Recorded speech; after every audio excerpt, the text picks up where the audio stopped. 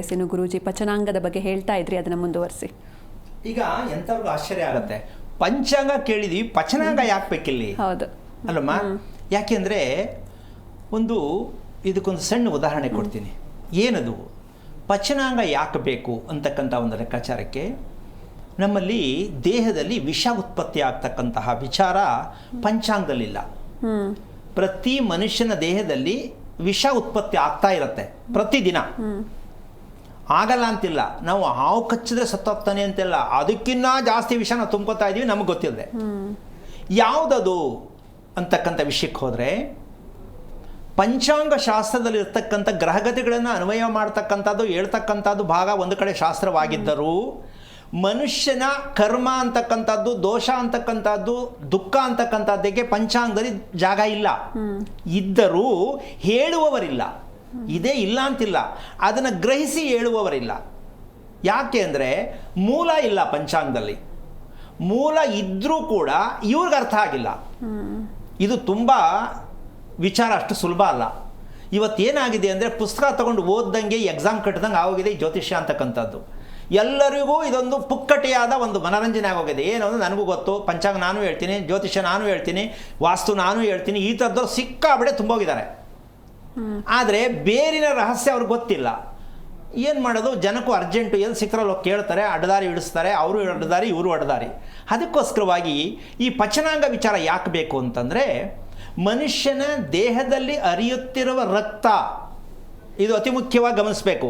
ಮನುಷ್ಯನ ದೇಹದಲ್ಲಿ ಹರಿಯುತ್ತಿರುವ ರಕ್ತದಲ್ಲಿ ಸೇರ್ತಾ ಇರ್ತಕ್ಕಂತಹ ಉಪ್ಪು, ಖಾರ, ಹುಳಿ, ಸಕ್ಕರೆ, ಇದು ಎಷ್ಟು ಅಂಶ ಸೇರ್ತಾ ಇದೆ ಅಂತ ಪ್ರತಿಯೊಬ್ಬ ಮನುಷ್ಯ ಯೋಚನೆ ಮಾಡುವಂಥ ಈ ಆಧುನಿಕ ಯುಗದಲ್ಲಿ ಏನು ಹೇಳ್ತೀಯಾ? ಹೌದು ಹೌದು ಗುರುಜಿ.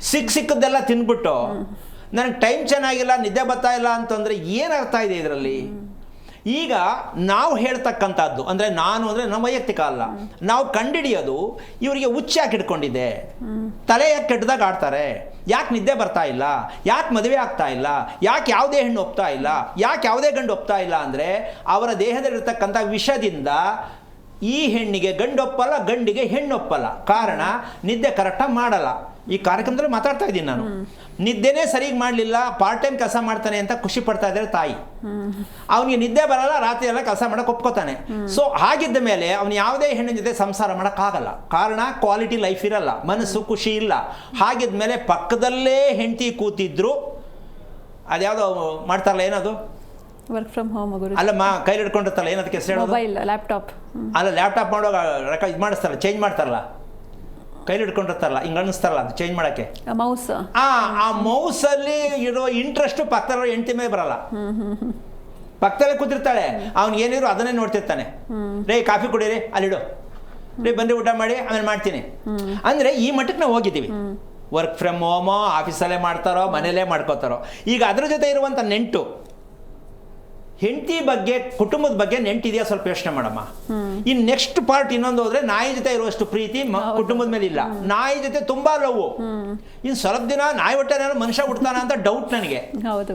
ಯಾಕೆಂದ್ರೆ ಈ ಮಟ್ಟಕ್ಕೆ ನಾವು ಆಧುನಿಕ ಪ್ರಪಂಚ ಮುಂದೋಗಿದ್ದೀವಿ. ಏನ್ ಮುಂದೋಗಿರೋದು? ನಾಯಿ ಜೊತೆ ಮದುವೆ ಮಾಡ್ಕೊಳ್ಳೋದ, ಶ್ರೀಮಂತ ಮಾಡೋದ? ಅದಕ್ಕೂ ಶ್ರೀಮಂತ ಮಾಡ್ತಾರೆ ಅದ್ರಮ್ಮ. ಈ ಮಟ್ಟಕ್ಕೆ ನಾವು ಹೋಗಿದ್ದೀವಿ ಅಂದಮೇಲೆ ಪಂಚಾಂಗ ಇಟ್ಕೊಂಡು ಹೆಂಗ್ ತಗೋತೀರಾ? ದಿನ ಬೆಳಗಾಯ್ತು ಅಂದ್ರೆ ದಿನ ಭವಿಷ್ಯ ಹೆಂಗ್ ಕೇಳ್ತೀರಾ ನೀವು? ಅಲ್ವಾ?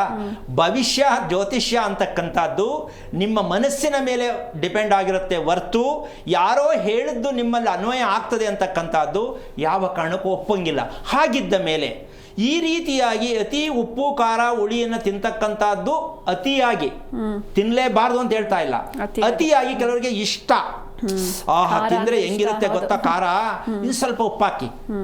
ಈ ರುಚಿಯನ್ನ ಕೇಳ್ತಕ್ಕಂತಹ ಮನೆಯಲ್ಲಿ ಹೆಣ್ಣಾಗ್ಲಿ ಗಂಡಾಗ್ಲಿ ಇದ್ರೆ ಅವರು ನಿಮ್ಗೆ ಲವ್ ಕಮ್ ಅರೇಂಜ್ ಮದುವೆ, ಈ ಕಡೆನಾರು ಆಗ್ಬೋದು, ಆ ಕಡೆನಾರು ಆಗ್ಬೋದು. ಏನಮ್ಮ, ಲವ್ ಕಮ್ ಅರೇಂಜ್ ಅಂತೆ. ಅದಕ್ಕೂ ಹೆಸರು ಎಷ್ಟು ಚೆನ್ನಾಗಿ ಕರ್ಸ್ಕೊಂಡವ್ರೆ, ಲವ್ ಕಮ್ ಅರೇಂಜು. ಹೆಂಗಾಗುತ್ತೋ ಗೊತ್ತಿಲ್ಲ. ನಾಲಿಗೆ ಚಪಲಕ್ಕೆ ತಿನ್ನುವಂತಹ ರುಚಿ ಬಯಸುವಂತ ಹೆಣ್ಣು ಗಂಡು. ಆಮೇಲೆ ಮದುವೆ ಆದರೂ ಹಂಗೆ ಇರ್ತಾನೆ ಅನ್ಕೋಬೇಡ. ಮದುವೆಯಾಗಿ ಮಕ್ಕಳಾಗಿದ್ರು ಆ ಕಡೆ ಈ ಕಡೆ ನೋಡೋ ಜಾಸ್ತಿ. ಯಾಕೆಂದ್ರೆ ಬಾಯಿ ರುಚಿ ಯಾರು ತೋಡ್ತಾರೋ ಅಲ್ಲಿ ಸ್ವಲ್ಪ ನಿಗಾ ಜಾಸ್ತಿ. ಹೌದು.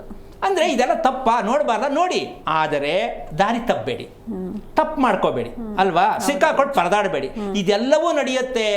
ನಮ್ಮ ದೇಹದಲ್ಲಿ ಸೇರ್ತಾ ಇರ್ತಕ್ಕಂಥ ವಿಷ ಅಂದ್ರೆ ನಾವು ಆ ಸತ್ಯ ತಿಳ್ಕೊಬೇಕಾ ಬೇಡವಾ? ಹೌದು ಗುರುಜಿ. ಹಾಗಿರಬೇಕಾದ್ರೆ ಇದೆಲ್ಲ ಯಾಕೆ ಬರುತ್ತೆ? ರುಚಿ ಬೇಕೇ ಬೇಕು ಅಂತ ಯಾಕೆ ಎಷ್ಟೋ ಜನ ಈಗಂತೂ ಏನು ಫೋನ್ ಮಾಡಿದ್ರೆ ತಂದು ಕೊಡ್ತಾರೆ ಮನೆಗೆ, ಮಾಡಂಗೆಲ್ಲ ಮನೆಯಲ್ಲಿ ಅಲ್ವಾ? ಸೊ ಇದೆಲ್ಲ ನಡೀತಾ ಇರೋದಕ್ಕೆ ರುಚಿಯನ್ನು ನಮ್ಮ ನಾಲ್ಗೆಗೋಸ್ಕರ ಅಂಟಿಸ್ಕೊಡ್ತಕ್ಕಂಥ ರೋಗ ಯಾಕೆ ಬಂದಿದೆ ಅಂದರೆ, ನಮ್ಮ ಮನೆಯ ಹಿಂಬಾಗಿಲು ಯಾವುದು? ಹಿಂಬಾಗಿಲು. ಯಾರು ದಯವಿಟ್ಟು ಬೇಕಾದ್ರೆ ಫೋನ್ ಮಾಡಿ ದಯವಿಟ್ಟು ಹೇಳಿ, ನಿಮ್ಮ ಮನೇಲಿ ಯಾರ್ದಾರು ಮನೇಲಿ ಹಿಂಬಾಗಿಲಿದೆಯಾ ದಯವಿಟ್ಟು ಫೋನ್ ಮಾಡಿ ಹೇಳಿ. ನಾನು ಹೇಳ್ತಾ ಇದ್ದೀನಿ, ನಿಮ್ಮ ಮನೆಗೆ ಬ್ಯಾಕ್ ಡೋರ್ ಇದೆಯಾ ದಯವಿಟ್ಟು ಹೇಳಿ. ಈ ಅಪ್ರಾಣೇ ಇಲ್ಲ.